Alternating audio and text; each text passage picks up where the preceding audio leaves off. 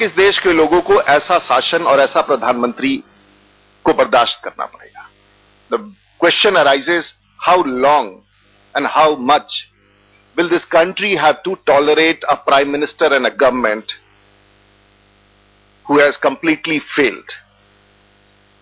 Bharatiya Janata Party isme, we can't be a mute spectator.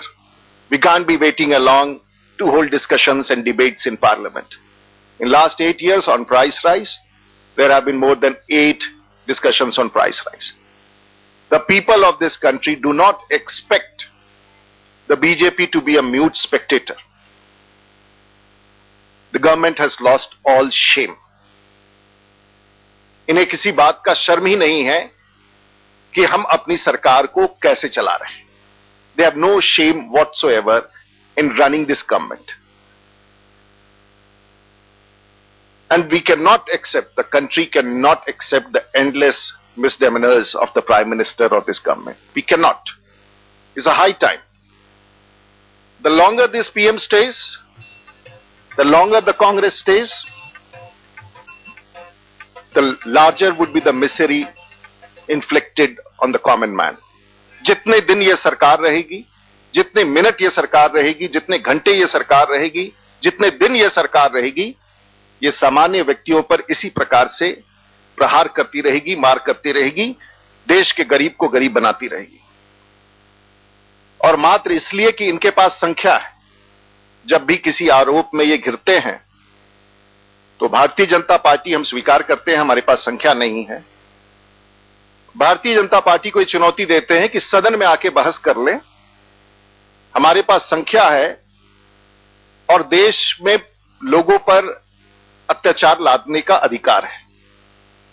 Congress की सरकार ने एक नया फॉर्मूला स्थापित किया है. हमारे पास संख्या है और देश के लोगों पर अत्याचार करने का हमारा अधिकार है.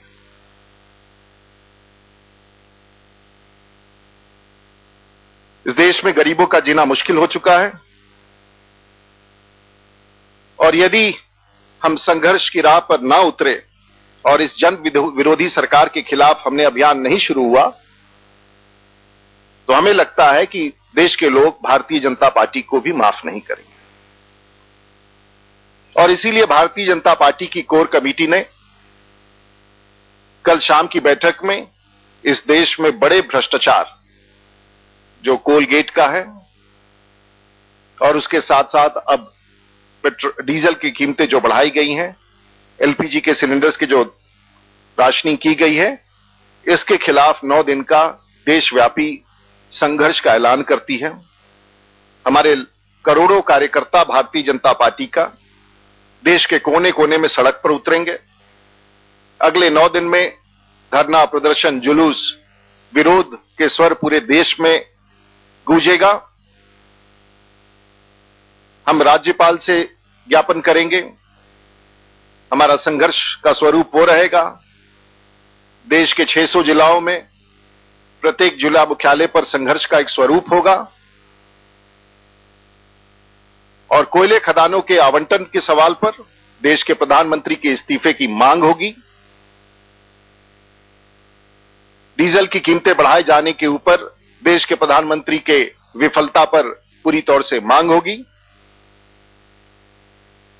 और साथ साथ उन सहयोगी पार्टियों को जिनकी,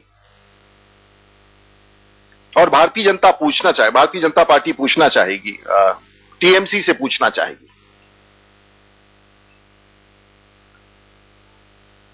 कि क्या डीजल के जो दाम बढ़ाए गए हैं आप उसके पक्ष में हैं या नहीं है. देश के लोगों को स्पष्ट रूप से जानना होगा. भारतीय जनता पार्टी, समाजवादी पार्टी के नेता जो कल तक इस देश की सरकार को भ्रष्टाचार के खिलाफ जंग का ऐलान कर रहे हैं, भारतीय जनता पार्टी उनसे पूछना चाहेगी कि ये डीजल के दाम जो बढ़ाए गए हैं क्या उसके वो पक्ष में हैं या उसके खिलाफ हैं.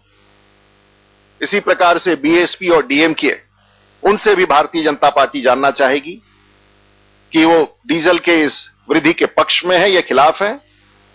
The Bharatiya Janata Party would like to appeal and ask the alliance partners, are they like to ask the TMC, Mrs. Mamata Banerjee, whether she is in favor of the price hike in diesel, whether he's with the government on this issue or against the government on this issue. BJP would like to ask Mr. Mulayam Singh Yadav, the Samajwadi Party leader who till yesterday was singing a different tone against corruption, whether he is with the Congress on price rise and hike in diesel prices or against it. And the same would be the question to BSP and DMK and all the supporting partners